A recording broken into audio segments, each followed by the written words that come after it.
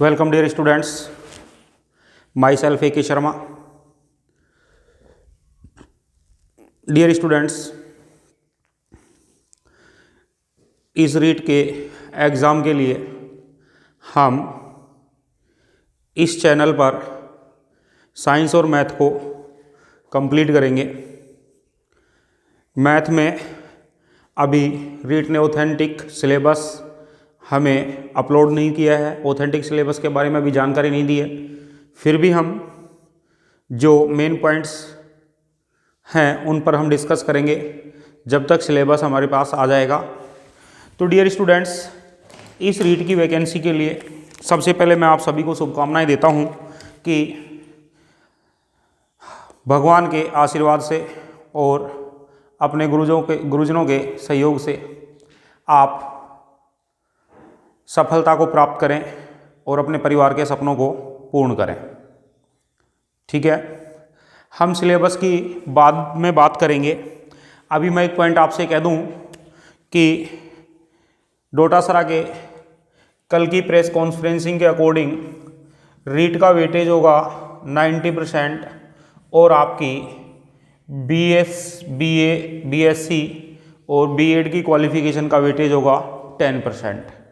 तो ये 90% रीट का जो स्कोर आपका है ये आपके लिए बहुत ज़्यादा इम्पोर्टेंस रखता है और आप किसी भी तरीके की भ्रांतियों में और बड़ी बड़ी कोचिंगों के विज्ञापन के भ्रम में ना पड़ करके मेरी यही एडवाइस रहेगी कि आप इस 90% के लिए 10% को हटा दें। 10% में से जो भी आपका है वो आप कर सकते हैं।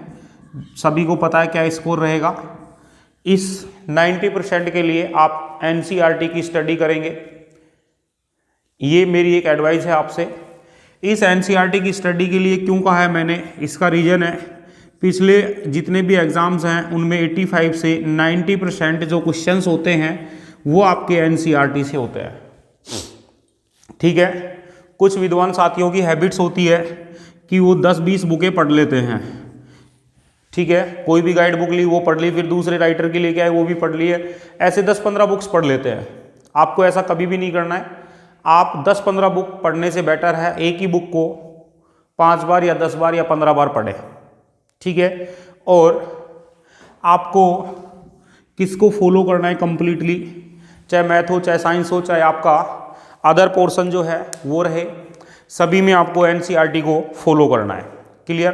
तो डियर स्टूडेंट्स, हम आज मैथ को स्टार्ट करेंगे आपके लिए और मैथ को स्टार्ट करेंगे तो मैं आपसे कह दूं, मैथ में मैं एक पॉइंट बता रहा हूं जिसमें अभी 2015 पटवारी में भी, LDC में भी, रीट में भी, तीनों में क्वेश्चंस आया है और उस पर हम डिस्कस करेंगे। हमारे पास है स्क्वायर रूट, वर्गमूल। ठीक है, 2 पॉइंट ले रहा हूं मैं इसके साथ, स्क्वायर एंड स्क्वायर रूट, वर्ग और वर्गमूल। ठीक है, सबसे पहले मैं आपसे बात कर लेता हूं। सभी को पता है ये हमारे पास एक वर्ग है, इसकी भुजा की लंबाई को मैंने शो किया a है। सभी भुजाओं की लंबाइयां वर्ग में क्या होती हैं, बराबर होती हैं। इसका हमें क्षेत्रफल निकालना है तो मैं आपसे कहूँगा हमारे पास फॉर्मूला होता है वर्ग का क्षेत्रफल बराबर भुजा का स्क्वायर। क्लियर? मैं आपसे कहूँ भुजा को हमने a सपोज किया है तो क्षेत्रफल हो गया डियर स्टूडेंट्स a²। क्लियर? मैं आपसे कहता हूं वर्ग की भुजा, वर्ग की भुजा 1 सेंटीमीटर, 2 सेंटीमीटर, 3 सेंटीमीटर, 4 सेंटीमीटर कुछ भी हमें दी जा सकती है।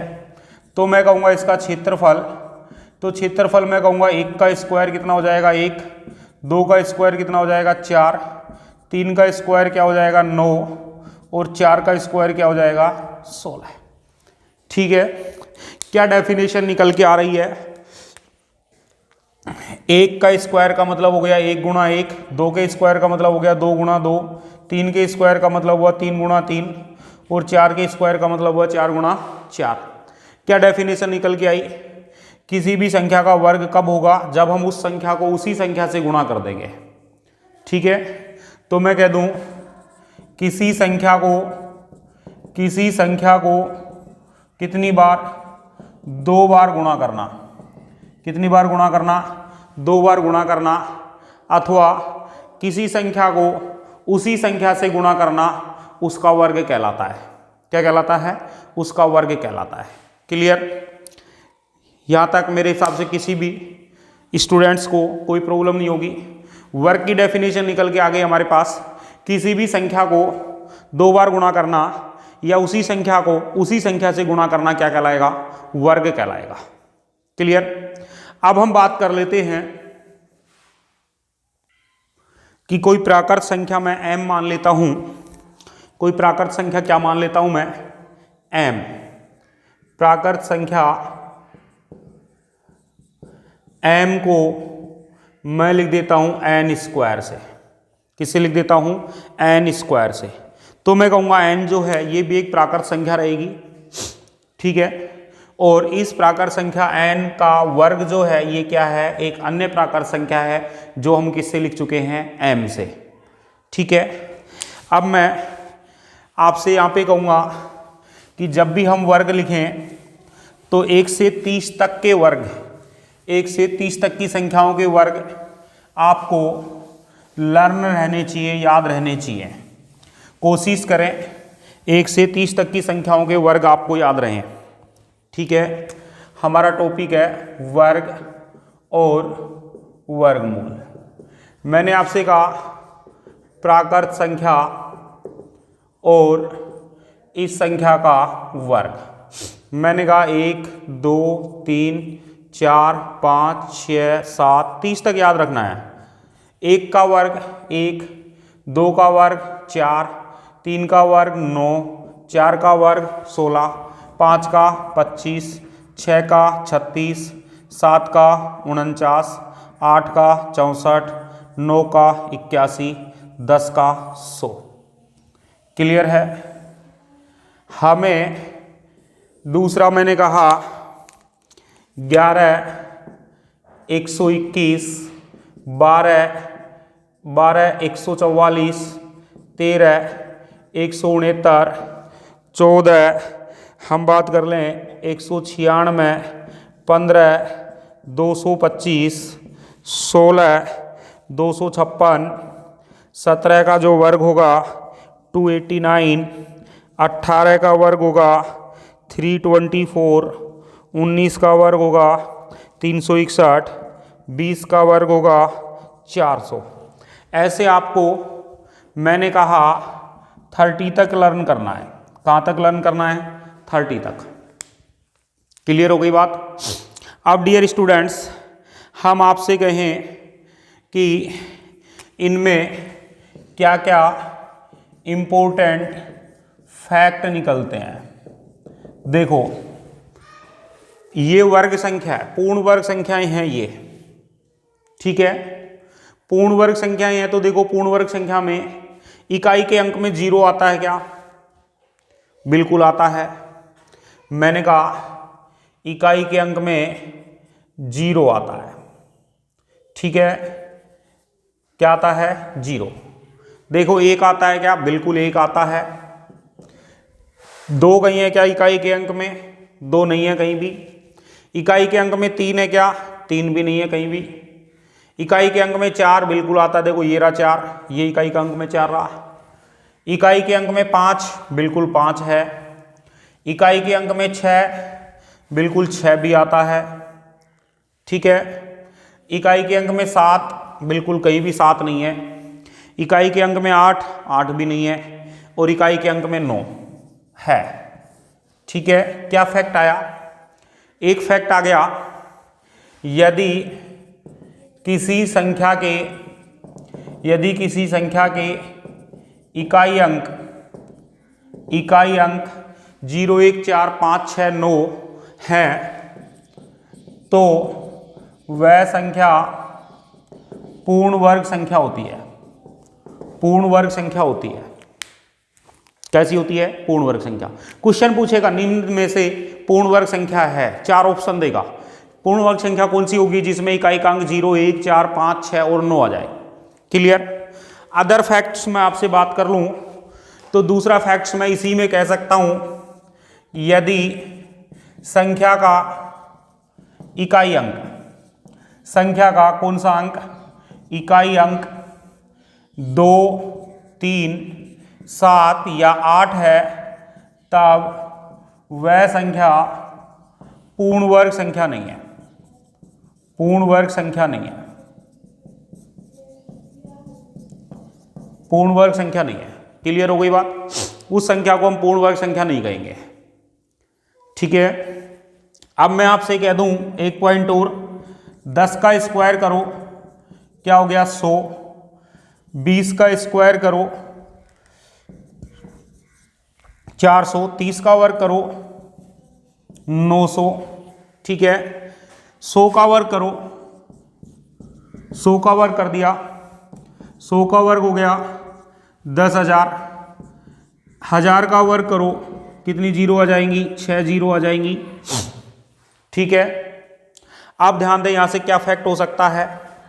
संख्या में 0 1 है तो उसके वर्ग में 0 2 हो गए, 2 शून्य हो गए। संख्या में 2 शून्य है तो इसके वर्ग में शून्य कितने हो गए? 4।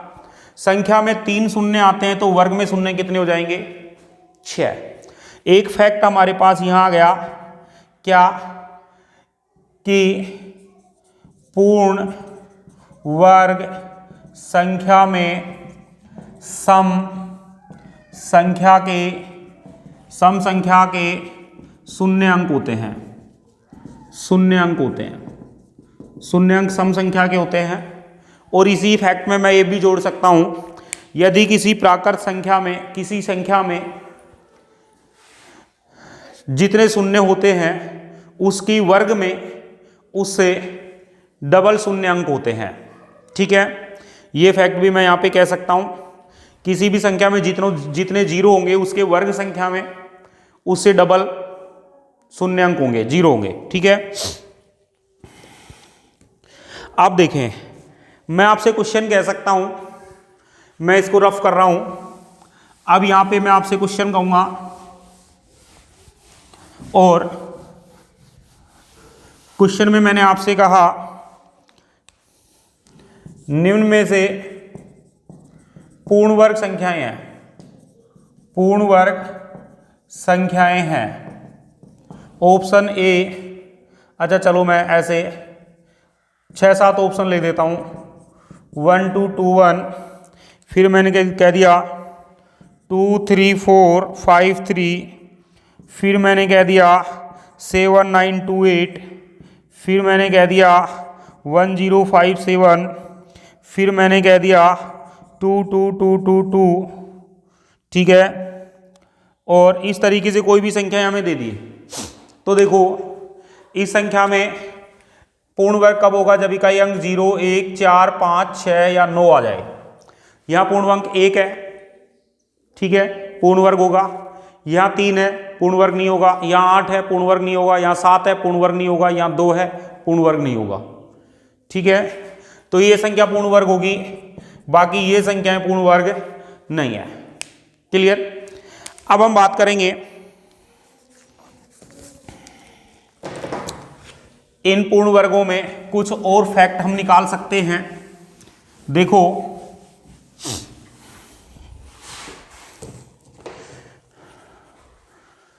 हमारे पास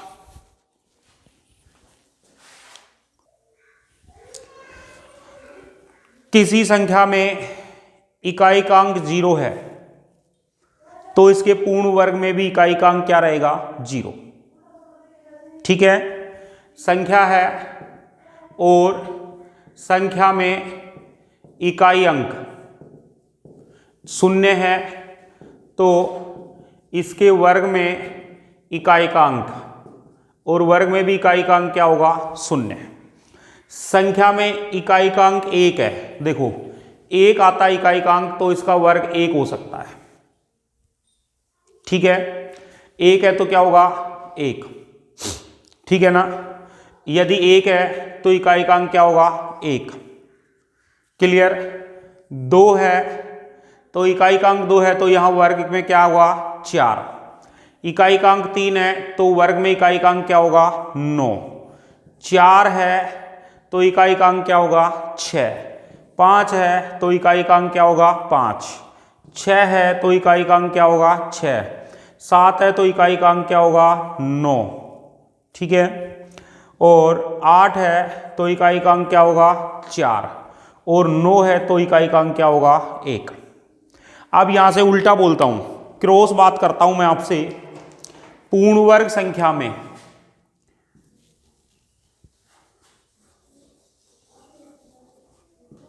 पूर्ण वर्ग संख्या में इकाई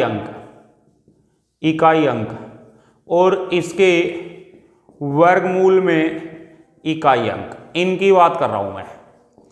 पूर्ण वर्ग संख्या में इकाई अंक 0 है तो वर्गमूल में इकाई अंक 0। पूर्ण वर्ग संख्या में इकाई का अंक 1 है तो देखो 1 कहाँ कहाँ पर है, 2 जगह है, तो इसके वर्गमूल में इकाई का अंक या तो 1 होगा या 9 होगा। पूर्ण वर्ग में मैंने कहा 4 है, पूर्ण वर्ग में 3 और 2 और 3 तो आएंगे नहीं, 4 है तो इसका इकाई अंक देखो 4 कहाँ कहाँ है, यहाँ पे 4 है और यहाँ पे 4 है, तो 4 कब होगा, या तो 2 होगा या फिर 8 होगा। वर्गमूल में इकाई का अंक 2 या 8, ठीक है। 5 के लिए तो 5 ही रहेगा। 6 कब कब हो सकता है, 6 हो सकता है कब, जब 4 हो या फिर 6 हो।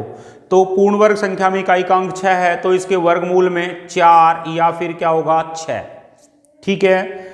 और 9 कब आएगा, जब 7 हो या फिर 3 हो। देखो 9 कहाँ है, ये रहा और 9 ये रहा, ठीक है। पूर्ण वर्ग संख्या में इकाई का अंक 9 कब होगा, जब या तो हमारे पास इकाई का अंक वर्गमूल में 3 आए या फिर वर्गमूल में इकाई का अंक कितना आ जाए 7। ये पॉइंट हमें वापस से ध्यान दें। पूर्ण वर्ग संख्या में इकाई का अंक 0 तो इसके वर्गमूल में भी इकाई का अंक 0। पूर्ण वर्ग संख्या में इकाई का अंक 1 तो इसके वर्गमूल में इकाई का अंक 1 भी हो सकता है, 9 भी हो सकता है। पूर्ण वर्ग संख्या में इकाई का अंक 4 तो इसके वर्गमूल में इकाई का अंक 2 या 8 हो सकता है। पूर्ण वर्ग संख्या में इकाई का अंक 5 तो इसके वर्गमूल में भी 5। पूर्ण वर्ग संख्या में इकाई का अंक 6 तो वर्गमूल का इकाई का अंक या तो 4 या 6।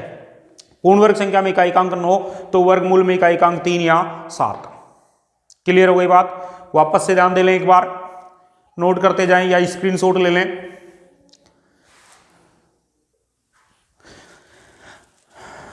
हम त्रिकोणीय रेखाओं के जोड़ लेते हैं। त्रिकोणीय रेखाएं क्या होती हैं, जब हम किसी भी बिंदु प्रतिरूप को, कौन सी रेखाएं कही हैं मैंने, त्रिकोणीय संख्याओं के जोड़।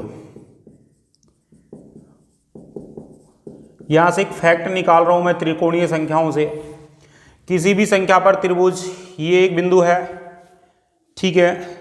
फिर मैंने कहा एक त्रिभुज, यहाँ भी 2 बिंदु और इसके साथ एक बिंदु, ये यहाँ से भी त्रिभुज बना सकते हैं। हम त्रिभुज बना सकते हैं यहाँ 3 बिंदु, फिर 2 बिंदु, ऊपर एक बिंदु से भी। फिर हम त्रिभुज का निर्माण कर सकते हैं यहाँ पे 4, फिर नेक्स्ट लाइन में 3, फिर उससे नेक्स्ट लाइन में 2, फिर उससे नेक्स्ट लाइन में 1, ठीक है। ऐसे ही मैं त्रिभुज बना सकता हूँ। पहले 5 बिंदु लेता हूँ, नेक्स्ट लाइन पर हम 4 बिंदु, फिर इससे आगे 3, फिर 2 और फिर 1।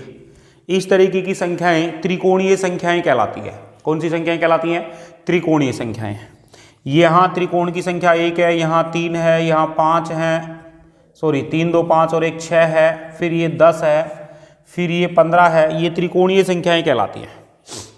इन त्रिकोणीय संख्याओं का जोड़ करो।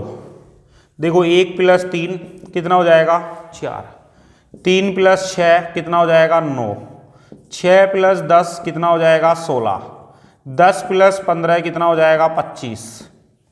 ठीक है, इस तरीके से हम आगे बढ़ेंगे। ऐसे नेक्स्ट त्रिकोण में नेक्स्ट त्रिकोणीय संख्या क्या होगी, 6 पॉइंट लेंगे हम पहले, 6 बिंदु, फिर नेक्स्ट लाइन पर 5 बिंदु, फिर नेक्स्ट लाइन पर 4 बिंदु, फिर नेक्स्ट लाइन में 3, फिर उससे नेक्स्ट लाइन पर 2 बिंदु और फिर 1 बिंदु। 6 5 11 4 15 3 18 2 20 और 1 21। अगला जोड़ करके देखो, 15 प्लस 21 कितना हो गया 36। तो एक फैक्ट निकल के आया, यदि दो क्रमागत त्रिकोणीय त्रिभुजीय संख्याओं को जोड़ते हैं, क्या फैक्ट आ गया, यदि दो क्रमागत त्रिभुजीय संख्याओं को, त्रिभुजीय या त्रिकोणीय संख्याओं को जोड़ते हैं तब हमें एक पूर्ण वर्ग संख्या प्राप्त होती है। कैसी संख्या प्राप्त होती है, पूर्ण वर्ग संख्या प्राप्त होती है। क्लियर हो गई बात। अच्छा, त्रिकोणीय संख्याएं किसे कहते हैं, संख्याएं जिनके बिंदु प्रतिरूप,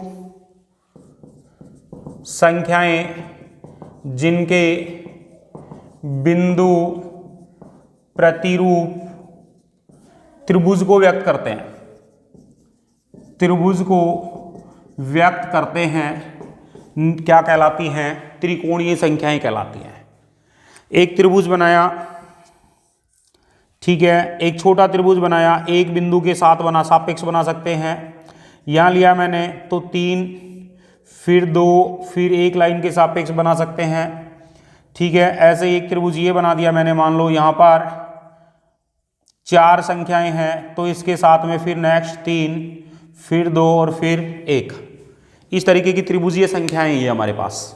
ठीक है, क्या फैक्ट आ गया, त्रिभुजीय संख्याएं, दो क्रमागत त्रिभुजीय संख्याओं को जोड़ेंगे तब हमें एक पूर्ण वर्ग संख्या प्राप्त होगी। क्लियर हो गई बात। अब देखें, हमने कहा बहुत इंपॉर्टेंट पॉइंट और बहुत कम करवाया जाता है ये, और काफी बार क्वेश्चंस भी आता है। मैं आपके पास पॉइंट ले रहा हूं, वर्ग संख्याओं के बीच की संख्याएं, वर्ग संख्याओं के बीच की संख्याएं क्या हो सकती हैं। ठीक है, इसके लिए मैं 1 से 100 तक की काउंटिंग बोर्ड पर नोट कर रहा हूं। ठीक है, 1 से 100 तक की काउंटिंग बोर्ड पर नोट कर रहे हैं। आपको 100 तक ऐसे लिखना नहीं है, मैं एक पॉइंट जो फैक्ट समझा रहा हूं उसके लिए ध्यान देंगे। हम आपसे कहें, देखें, 2 पूर्ण वर्ग संख्याएं अंडरलाइन कर रहा हूं मैं। मुझे पता है 1 का वर्ग 1 और 2 का वर्ग 4। ये लो, 1 और 4, इन दोनों के बीच में गैप है कितना, 2 संख्याओं का, 2 का और 3 का। ठीक है, अगला मैंने लिया, ऐसी 2 संख्याएं हैं दोनों के बीच में जो पूर्ण वर्ग नहीं है। फिर मैंने लिया कि हमारे पास 2 का वर्ग 4 होता है और 3 का वर्ग 9 होता है। 4 के बाद अगली संख्या क्या है, 9। इन दोनों के बाद कितने अंक हैं बीच में, 4 ऐसे संख्याएं हैं जो पूर्ण वर्ग नहीं है। फिर मैं नेक्स्ट एक और लेता हूं, 3 का वर्ग 9 और 4 का वर्ग हो गया 16। इन दोनों के बीच में ऐसी संख्याएं कितनी हैं जो पूर्ण वर्ग नहीं है, तो ये 6 संख्याएं हैं जो पूर्ण वर्ग नहीं है। ठीक है, फिर मैं लेता हूं नेक्स्ट पॉइंट, 4 का वर्ग 16 और 5 का वर्ग 25। 16 और 25 के बीच में 8 ऐसी संख्याएं हैं जो पूर्ण वर्ग नहीं है, जो पूर्ण वर्ग नहीं है। ठीक है, तो यहाँ तक तो हमारे पास संख्याएं कैसे आएंगी, 1 और 2। तो मैंने कहा एक संख्या n है, अगली क्रमागत संख्या n+1 है, इसका स्क्वायर और इसके स्क्वायर, इन दोनों के बीच ऐसी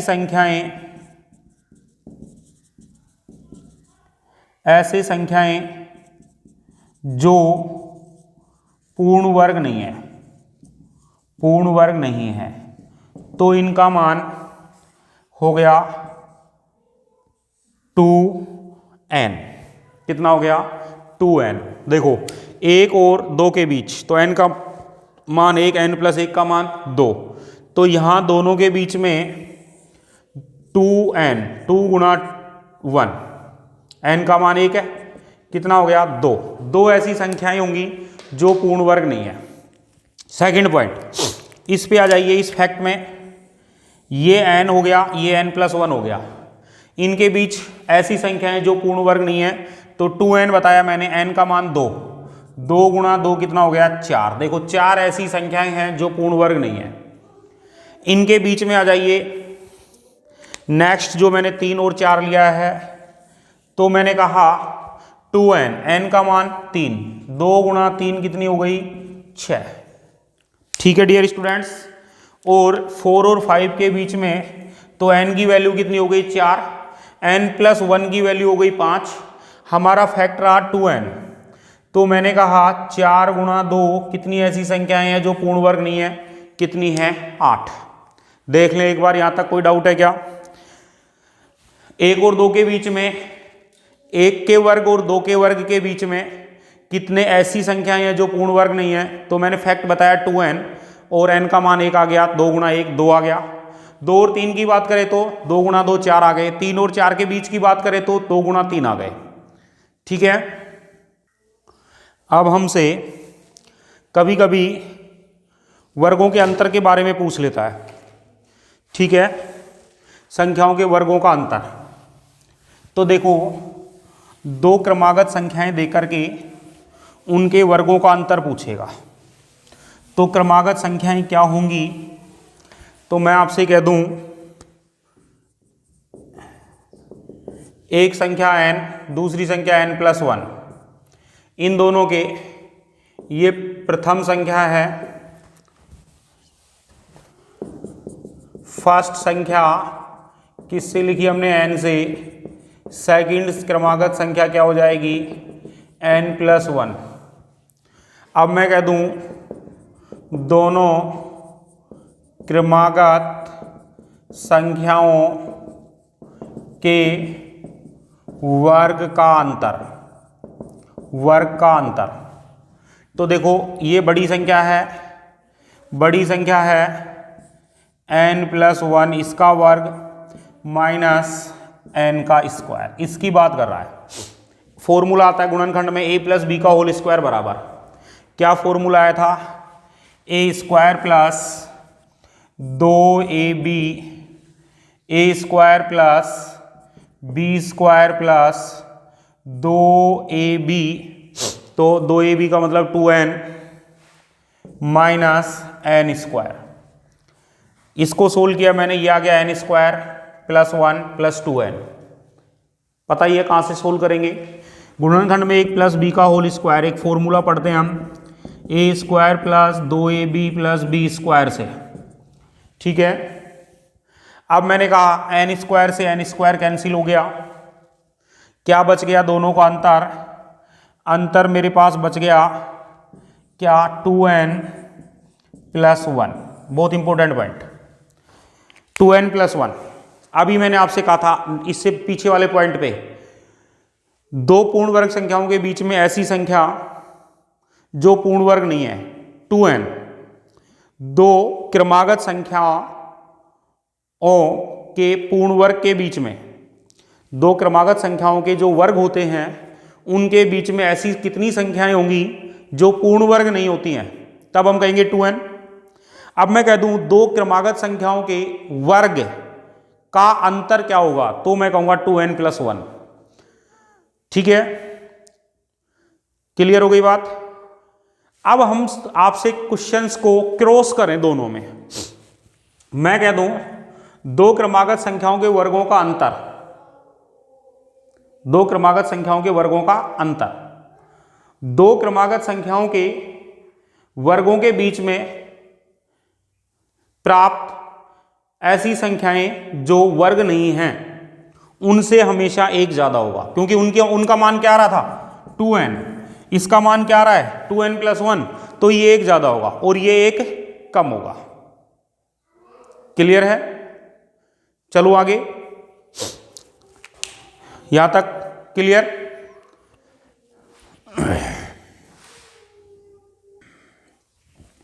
अब हम लेते हैं अगले फैक्ट पर बात कर लें, विषम संख्याओं का जोड़।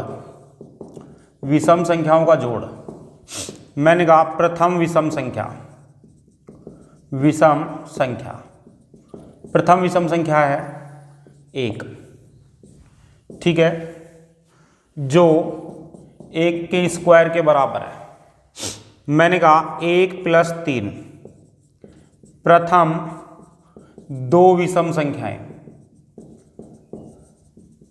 कितना हो गया 1 + 3 4, 4 किसका वर्ग है 2 का वर्ग है, दो विषम संख्याएं लिए 2 का वर्ग। मैंने कहा 1 + 3 + 5, मैंने कह दिया प्रथम 3 विषम संख्या, तो ये हो गया 9, ठीक है, जो किसके बराबर है 3 का स्क्वायर के बराबर है। ठीक है, ऐसे ही मैं आपसे पूछ लूं प्रथम 4 विषम संख्याओं का योग, तो ये आ गया मेरे पास 4 के स्क्वायर के बराबर, कितना हो जाएगा 16। जोड़ो 1 + 3 + 5 + 7 कितना हो गया 16, कितना हो गया 16। तो मैं कह दूं क्रमागत प्रथम क्रमागत n विषम संख्याओं का योग हमेशा आएगा n² के बराबर। मैं कह दूं प्रथम 7 विषम संख्याओं का योग, तो मैं कह दूंगा 7² कितना हो गया 49। मैं कह दूंगा प्रथम 11 विषम संख्याओं का योग, तो हमारे पास हो गया 11 का स्क्वायर 121। क्लियर? तो जब भी हम बात कर लें क्रमागत विषम संख्याओं का योग n² के बराबर आता है, किसके बराबर आता है n² के बराबर आता है। क्लियर हो गई बात? नेक्स्ट हम बात करेंगे क्रमागत प्राकृत संख्याओं का योग, क्रमागत प्राकृत संख्याओं का योग। ठीक है, क्या कहा मैंने क्रमागत प्राकृत संख्याओं का योग। कौन से फैक्ट पे आ गए अब हम? नेक्स्ट फैक्ट लिया हमने क्रमागत प्राकृत संख्याओं का योग। इसमें हम 2 फैक्ट बताएंगे अलग से। मैंने कहा 3 का वर्ग बताओ मेरे को, 3 का वर्ग हो गया 9, 9 को मैं लिखूंगा 4 + 5 के रूप में। ये प्रथम संख्या है, हमें कैसे निकालनी है प्रथम संख्या, और ये द्वितीय संख्या है, ये कैसे निकालनी है। क्वेश्चन में पूछेगा एक पूर्ण वर्ग संख्या 9 किन 2 क्रमागत संख्याओं का योग हो सकता है, तो उसमें प्रथम संख्या पूछेगा या द्वितीय संख्या पूछेगा या दोनों ही संख्या पूछेगा। दोनों पूछता है तो कोई टेंशन ही नहीं है, द्वितीय प्रथम और द्वितीय सीधी आ जाएंगी, दोनों का योग करके देख लो 9 आ जाएगी। क्रमागत होनी चाहिए। प्रथम संख्या तो देखो n² -1/2, द्वितीय संख्या n² +1/2 से आएगी। प्रथम संख्या 3 का स्क्वायर कितना हो गया 9 -1/2 कितना आ गया 4, ये हो गया 9 + 1/2 कितना आ गया 5। ठीक है, मैंने कहा दूसरी विषम संख्या ली 5 का स्क्वायर, 5 का स्क्वायर क्या हो गया 25। ठीक है, 25 पहली संख्या निकालो, n का मान 5 है, 25 -1/2 कौन सी आ गई 12। प्रथम संख्या हो गई 12, ये हो गया 25 प्लस 1/2 और ये हो गई 13। 12 प्लस 13 बराबर कितना होता है? 25। तो जब भी क्रमागत प्राकृत संख्याओं की बात करें तो ध्यान रखना विषम संख्याओं के वर्ग, विषम संख्याओं के वर्ग दो प्राकृत धनात्मक पूर्णांकों के योग के बराबर लिखे जा सकते हैं। क्या कहा मैंने? विषम संख्याओं का वर्ग दो क्रमागत धनात्मक पूर्णांकों का योग होता है, जिसमें प्रथम पूर्णांक या प्रथम संख्या कहाँ से आएगी? n² - 1/2 से, और इसकी द्वितीय संख्या n² + 1/2 से। बहुत इंपॉर्टेंट फैक्ट है। क्लियर? आज के लेक्चर में हम वर्ग के बारे में बात कर चुके हैं। एक पॉइंट इसका और है, ठीक है? तो इसके कुछ 1-2 फैक्ट और हैं जिनको हम नेक्स्ट लेक्चर में डिस्कस करेंगे। ओके? और कल के लेक्चर में वर्गमूल लेकर के और वर्गमूल के प्रीवियस जितने भी क्वेश्चंस हैं वो मैं आपसे सोल्व करवाऊंगा। Okay? Thank you guys, have a nice day, bye.